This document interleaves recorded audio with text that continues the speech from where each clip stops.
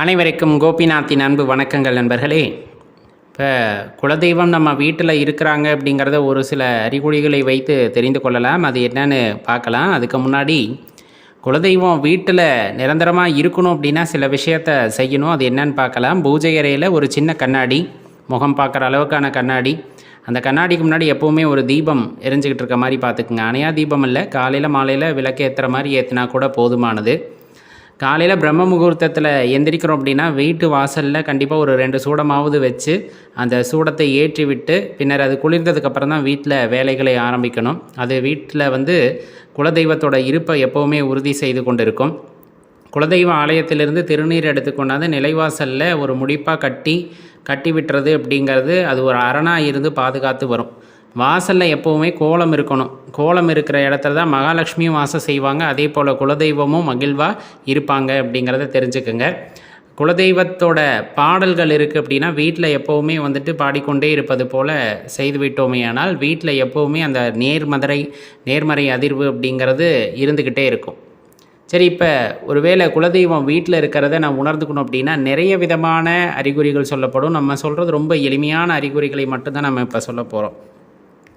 இப்போ சில குலதெய்வ ஆலயங்கள் எல்லாம் திருப்பணி நடக்கும் அல்லவா? அந்த திருப்பணி நடக்கிற நேரத்தில் அந்த திருப்பணியில் பங்கெடுத்து கொள்வதற்கான வாய்ப்பு அப்படிங்கிறது உங்களுக்கு அடிக்கடி கிடைக்கும்.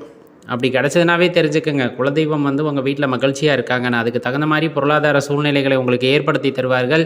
உங்களை அங்கே செய்கிறதுக்கும் ஒரு வாய்ப்பை ஏற்படுத்தி தருவாங்க. அடிக்கடி குலதெய்வத்தோட பெயரை உச்சரிக்கிற மாதிரியான நிலைமை வரும். எப்போவுமே மங்களமாக வார்த்தைகளை பயன்படுத்துகள்னு சொல்லுவோம் இல்லையா? அந்த மாதிரி எந்த நேரத்திலும் பார்த்திங்கன்னா அம்மனோட பேரவோ அல்லது ஐயாவோட பேரவோ நீங்கள் அடிக்கடி தொடர்ந்து பயன்படுத்துகிற மாதிரி சூழ்நிலைகள் உண்டாகும். எப்போவுமே நம்மை சுற்றி அவர்களுடைய நடமாட்டத்தை உணர முடியும். இப்போ நம்ம கண்ணை மூடி உட்காந்துருந்தாலும் அருகில் யாராச்சும் அமர்ந்தாங்கன்னா நம்மளால் உணர முடியும் இல்லையா? அந்த மாதிரி குலதெய்வம் நம்ம உடனே இருக்கிறார்கள், வீட்டில் இருக்கிறார்கள் அப்படிங்கும்போது அந்த ஸ்பரிசத்தை நம்மால் உணர முடியும். யாரோ நமது அருகில் நம் கையை பிடித்து கொண்டு வழி நடத்தி செல்கிறார்கள் அப்படிங்கிறத உணர முடியும். சான்றோருடைய அந்த தொடர்பு அப்படிங்கிறது ரொம்ப அதிகமாகும். ஆன்மீகத்தில் உள்ளவர்களுடைய தொடர்பு அப்படிங்கிறது அந்த இடத்துல அதிகமாகுது. சில சூட்சமங்களை தெரிந்து கொள்வதற்கான வாய்ப்பு ஏற்படுகிறது. அப்படிங்கும் போதெல்லாம் வீட்டில் குலதெய்வம் நல்ல சந்தோஷமாக இருக்காங்க அப்படிங்கிறத தெரிஞ்சுக்கணும். சில வீட்டில் பார்த்திங்க அப்படின்னா பூஜை அறையிலேயாகட்டும் வீடுகள்லேயாகட்டும் நல்ல மனம் வீசும்.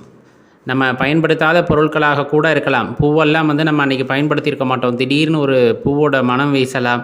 திடீர்னு திருநீர் வாசம் வரும், குங்கும வாசம், இந்த மாதிரியெல்லாம் வரும்போது சில நேரத்தில் சாம்பிராணி வாசம் கூட வரும் காவல் தெய்வங்களாக இருக்கிற பட்சத்தில்.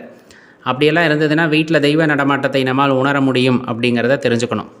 இப்போ வீட்டில் பொங்கல் வைப்பாங்க இல்லையா? அந்த பொங்கல் பொங்கி வர்றதை வச்சே வீட்டில் இருக்கக்கூடிய முன்னோர்களும் சரி குலதெய்வத்தோட ஆசீர்வாதமும் இருக்கிறதா அப்படிங்கிறத தெரிஞ்சுக்கலாம்பாங்க. தங்கு தடை இல்லாமல் சடன் பொங்கி வந்துருச்சு அப்படின்னா வீட்டில் குலதெய்வம் ரொம்ப மகிழ்ச்சியாக இருக்காங்க அப்படிங்கிறது பொருள் கொள்ளப்படும். கிராமத்து பக்கங்கள்லாம் அது ஒரு வழக்கமாகவே உண்டு. எப்படி பொங்கல் விழுது அப்படின்னு பார்க்குறதே ரொம்ப கருத்தாக பார்ப்பாங்க. காரணம், குலதெய்வம் மகிழ்ச்சியாக இருக்கிறார்களா, முன்னோர்கள் மகிழ்ச்சியாக இருக்கிறார்களா என்பது பார்ப்பதற்காகவே. அதே போல் காகத்துக்கு நீங்கள் சாப்பாடு வைக்கிறீங்க அப்படின்னா கொஞ்சம் கூட தங்கு தடை இல்லாமல் உடனே எடுத்துரும். அப்படி எடுத்துச்சுனாலே முன்னோர்களும் மகிழ்ச்சியாக இருக்கிறார்கள் அப்படிங்கிறத நம்ம தெரிஞ்சுக்கலாம். வீட்டில் இந்த பள்ளியோட நடமாட்டம் அவசியம் இருக்கணும். அது சில பேர் பிடிச்செல்லாம் தூக்கி போடுறாங்க, அப்படியெல்லாம் இல்லை. அது கண்டிப்பாக வீட்டில் இருக்கணும். அது சப்தம் எழுப்புது அப்படிங்கும்போது கண்டிப்பாக உங்கள் வீட்டில் அந்த குலதெய்வத்தோட ஆசீர்வாதம் பூரணமாக இருக்கிறது அப்படிங்கிறத தெரிந்து கொள்ளுங்கள். இதெல்லாம் ரொம்ப எளிமையான சில அறிகுறிகள் தான். இதையும் தாண்டி சில சூட்சமமான அறிகுறிகளும் இருக்கிறது. அதை வருகின்ற பதிவுகளிலே பார்க்கலாம். மறக்காமல் உங்கள் நண்பர்களோடையும் பகிர்ந்துக்குங்க. நன்றி, வணக்கம்.